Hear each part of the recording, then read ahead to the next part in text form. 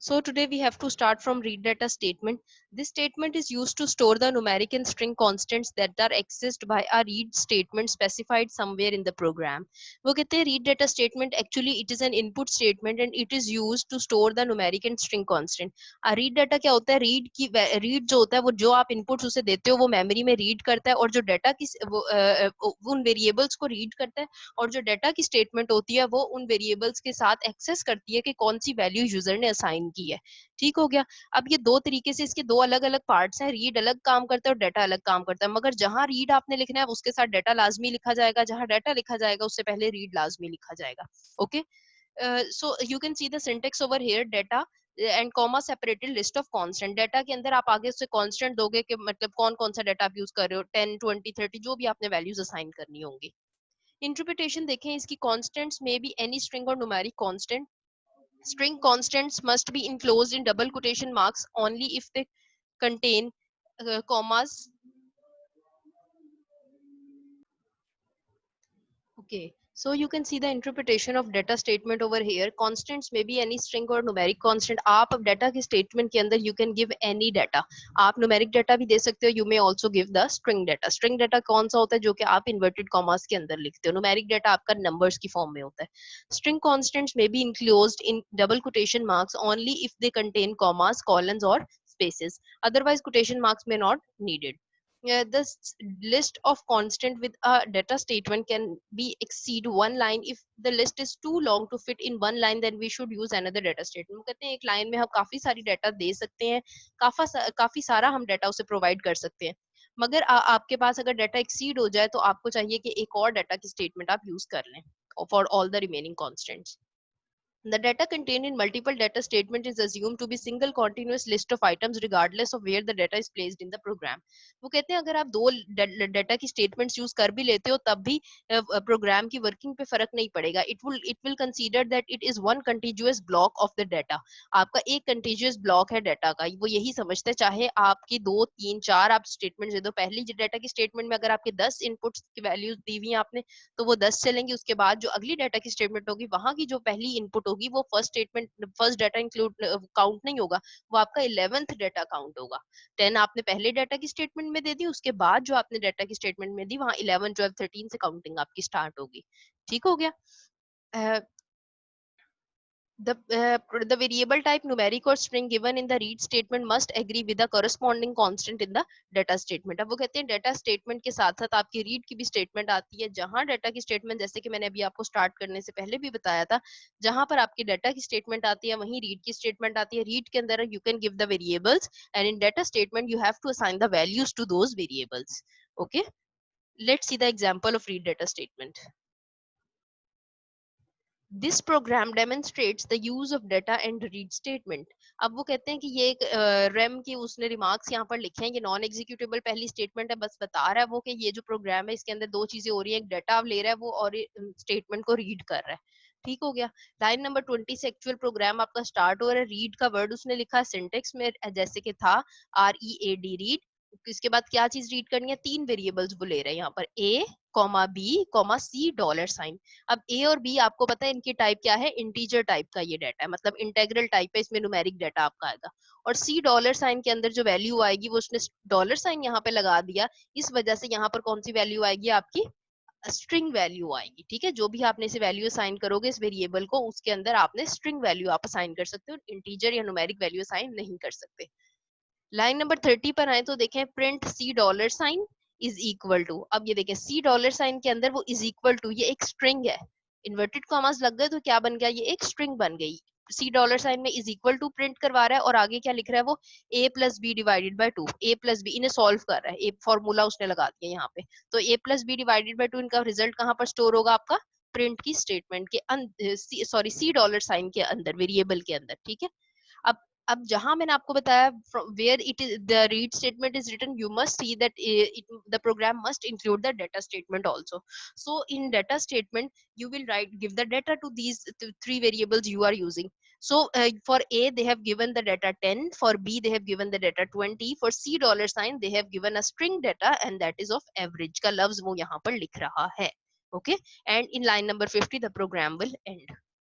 So when you will run the program, you will see that the $C, अब यहाँ $C की value क्या है, आपकी एवरेज का लफ्ज है, तो $C की जगह क्या प्रिंट हो गया, एवरेज इज इक्वल टू का साइन एज इट इज आपकी स्क्रीन पर प्रिंट हो गया, और A+B डिवाइडेड बाय 2 इनके सॉल्व करके, मतलब 10 + 20 30 divided by 2 that is 15. Okay, so this is the working of read data statement. आगे वो रीड स्टेटमेंट के बारे में दोबारा एक्सप्लेन कर रहा है, ऊपर डाटा के बारे में उसने डिटेल डिस्क्रिप्शन दी थी, यहाँ रीड के बारे में बता रहा है. This statement reads values from the data statement and assigns them to corresponding variables. वो कहते हैं रीड स्टेटमेंट क्या करती है कि डाटा आपके ले लेती है और जो उसके करस्पॉन्डिंग वैल्यूज वेरिएबल्स होते हैं, जैसे कि अभी हमने ऊपर देखा, ए के करस्पॉन्डिंग 10 था, बी के करस्पॉन्डिंग 20 था, $C के करस्पॉन्डिंग एवरेज का वर्ड था, तो उनको असाइन कर देती है. ठीक है ना, वेरिएबल्स को डाटा असाइन हो जाता है. सिंटेक्स इसका सेम वही डाटा स्टेटमेंट की तरह, जैसे यहाँ पर पहले हम डाटा लिख रहे थे, अब यहाँ पर हम रीड लिख रहे हैं, और उसके बाद कॉमा सेपरेट यहाँ पर आपके वेरिएबल्स के नाम आ जाएंगे. इंटरप्रिटेशन देखें इसकी, the read statement is the complementary part of the data statement. The read and data statement are always used with in conjunction. अब इन दोनों स्टेटमेंट्स को हम हमेशा इकट्ठा लिखते हैं, मतलब एक ही प्रोग्राम है, लाइन नंबर आगे पीछे हो सकते हैं, मतलब पहले आप रीड लिख लो, पहले अमूमन रीड ही पहले लिखी जाती है, क्योंकि जहां पर आपकी इनपुट्स दी जाती हैं, इनपुट पहले दी जाती हैं, उसके बाद उनकी वैल्यूज असाइन होती हैं, इसलिए रीड स्टेटमेंट हमेशा शुरू में लिखी जाती है, डाटा स्टेटमेंट एक दो लाइन छोड़कर भी आप लिख सकते हैं, और अगर साथ ही लिखना चाहें तब भी फर्क नहीं पड़ता, लिख सकते हैं. जैसे लाइन नंबर 10 पे रीड की लिख ली, लाइन नंबर 20 पर आपने डाटा की लिख ली. The read statement specifies a list of variables and reads the corresponding values for those variables from the list of constants specified in data statement. It means the first variable in read statement is assigned the first value from the list of constants in data statement. The second variable is assigned the second value, and the third variable is assigned the third value, and so on. This all is the working that I have shown you before this, that for first variable data is first variable, when the it will read the input value a, first variable a, and the data will be 10. First second variable b, data will be 20. Third variable $C, and the input will be, and the data will be average. Okay, however, we should be very careful about the type of variables and constants. In data statement, a numeric variable may be assigned a numeric value, and a string variable must be assigned a string value. वही बात, again they are repeating the same thing again and again, that you have to be very careful for the type of variable, कि आप type कौन सी use कर रहे हो, string type का variable use कर रहे हो, numeric type का variable use कर रहे हो, string को हमेशा string की value assign करनी है.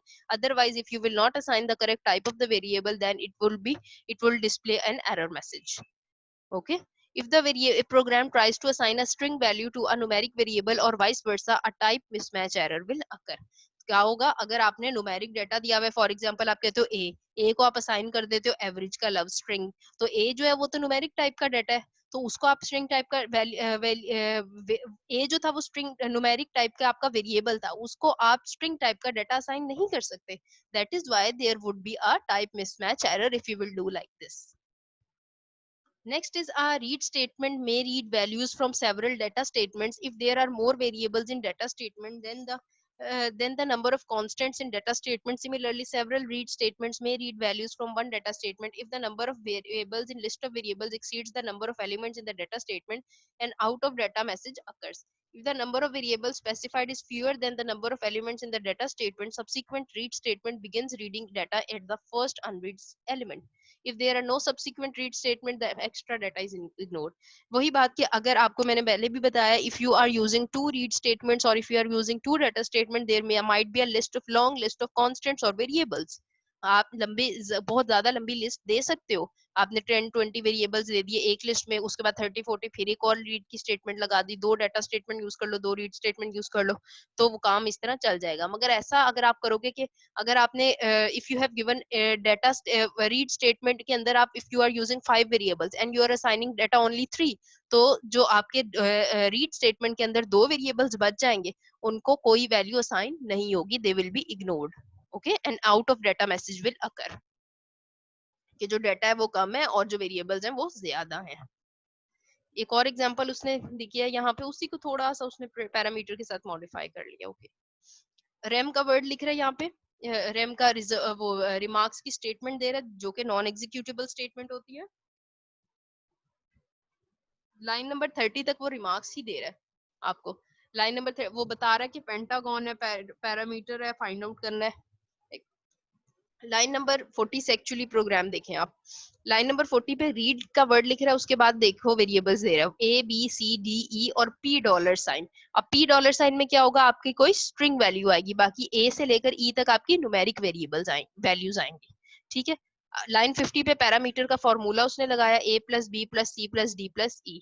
उसके बाद लाइन 60 पर उसने पैरामीटर पी डॉलर प्रिंट करवा रहा है, पैरामीटर को P dollar sign is equal, जैसे कि ऊपर एवरेज को प्रिंट करवाया था उसने, सी डॉलर साइन भी यहाँ लिखा था और इज इक्वल के आगे एवरेज वो फॉर्मूला लगा दिया था। अब पैरामीटर का ये फॉर्मूला था, इसलिए पैरामीटर को कॉल कर रहा है वो यहाँ पे पैरामीटर के वेरिएबल को। लाइन 70 पर देखें डाटा लिखा हुआ है उसने, अब क्या है जो आपकी रीड की स्टेटमेंट थी, अब उसके बिलोंग उसने डाटा भी तो प्रोवाइड करना है ना, तो रीड के अगेंस्ट वो डाटा प्रोवाइड कर रहा है। डाटा देखें वो पहले 12, 18 और 24 असाइन कर रहा है, एक स्टेटमेंट तो ये बस इतने उसने 3 लिख लिए। अब फिर अगली स्टेटमेंट डाटा की फिर लगा रहा है, फिर उसे 18 और 35 असाइन कर रहा है, तो टोटल आपके पास कितने वेरिएबल्स है, 1 2 3 4 5, and you can see the data 1 2 3 4 and 5 for p dollar sign they are using the word of parameter, and your program will end, so your result will be 107. Okay, so this was all about read data statement. Next statement is your restore statement. This statement causes the data statement to be reused if it has been already used by the read statement. वो कहते हैं कि restore का statement क्या करती है कि आपने अगर कोई डाटा दिया हुआ होता है ना पहले से, उसी डाटा को अगर आपने दोबारा यूज करना होता है तो फिर क्या होता है, आप restore की statement यूज करोगे तो आपको दोबारा से डाटा टाइप नहीं करना पड़ता, जो लास्ट डाटा आपने दिया हुआ होता है वही डाटा दोबारा से यूटिलाइज हो जाता है। Next is your syntax. Restore line number.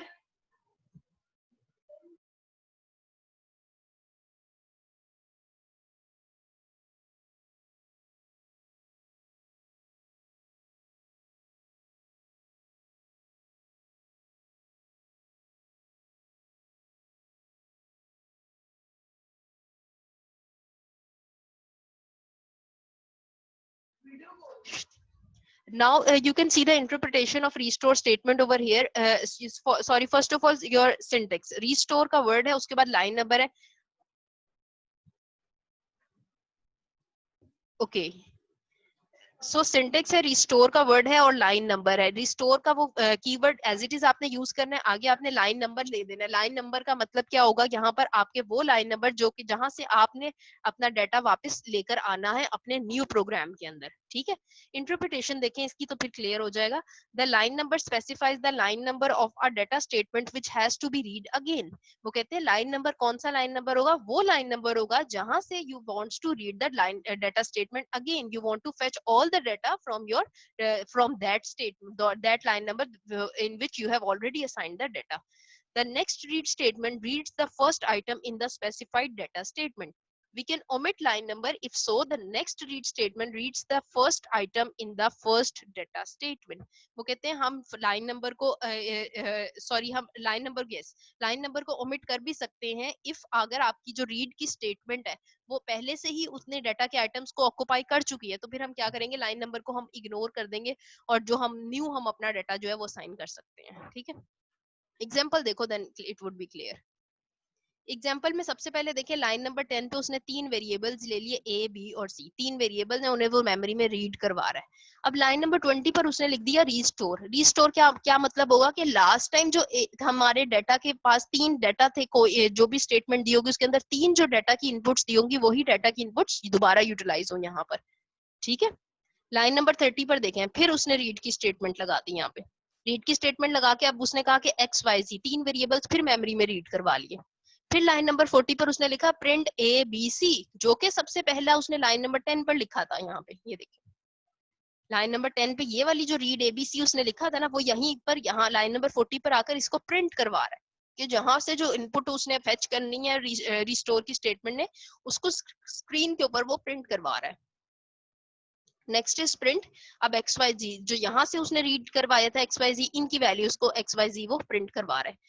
अब यहाँ पर वो डाटा उसने लाइन नंबर 70 पर डाटा दे रहा है 10 20 और 30, लाइन 80 पर दे रहा है डाटा 40 50 और 60। अब क्या होगा, अब लाइन नंबर 10 पे जो डाटा ए बी सी का जो डाटा था वो ऑलरेडी मेमोरी में 10 20 30 पड़ा हुआ था। अब यहाँ पर वो सिर्फ एक्स और वाई और जी के लिए सिर्फ ये लाइन नंबर 70 का डाटा यूटिलाइज कर रहा है, लाइन नंबर 80 का डाटा यूटिलाइज नहीं हो रहा, ठीक है। डेटा 40 50 60, अब आप जब देखो प्रोग्राम एंड हुआ, प्रोग्राम आपका रन किया है, तो यहाँ पर देखें आप, आपको 40 50 60 कहीं प्रिंट हुआ नजर नहीं आ रहा, आपको 10 20 30 ही नजर आ रहा है। और 10 20 30 एक उसने यहाँ से लिया XYZ के लिए, और एक मेमोरी में पहले का पड़ा हुआ था जो कि रिस्टोर की स्टेटमेंट से उसने यूज किया। ठीक हो गया। अब यहाँ जो लाइन नंबर 80 पर डाटा है, यहाँ ये डाटा जो है वो इग्नोर हो जाएगा। नोट देखें, it is clear from the above example that the second data statement is not read by the second read statement, rather restores at the first data statement to be reread by the next read statement.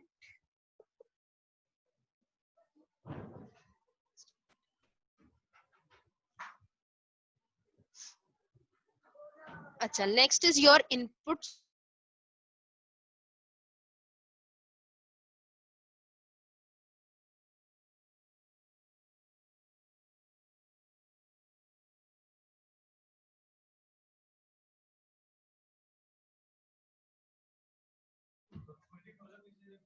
statement, topic number 2.16.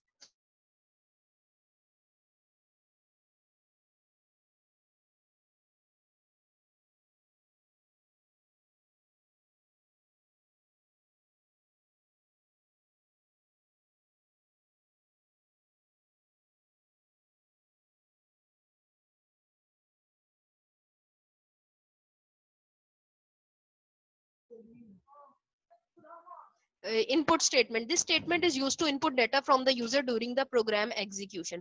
Programme जब आपका चल रहा होता है और आपने data user से input देनी है, तो फिर आप इनपुट की स्टेटमेंट यूज करोगे। ठीक है। इनपुट का स्टेटमेंट का सिंटेक्स देखो यहाँ पर, input prompt string comma separated list of variables. Input क्या होता है, अगर आपने यूजर से इनपुट लेना है, मतलब यूजर हम लोग होते हैं, अगर कोई प्रोग्राम हमने लिख लिया और उसके बाद हमने इनपुट देनी है, तो उसके लिए हम इनपुट की स्टेटमेंट यूज करते हैं। ओके। Interpretation देखें, prompt string is the message that is displayed on the screen to assist the user to input correct data.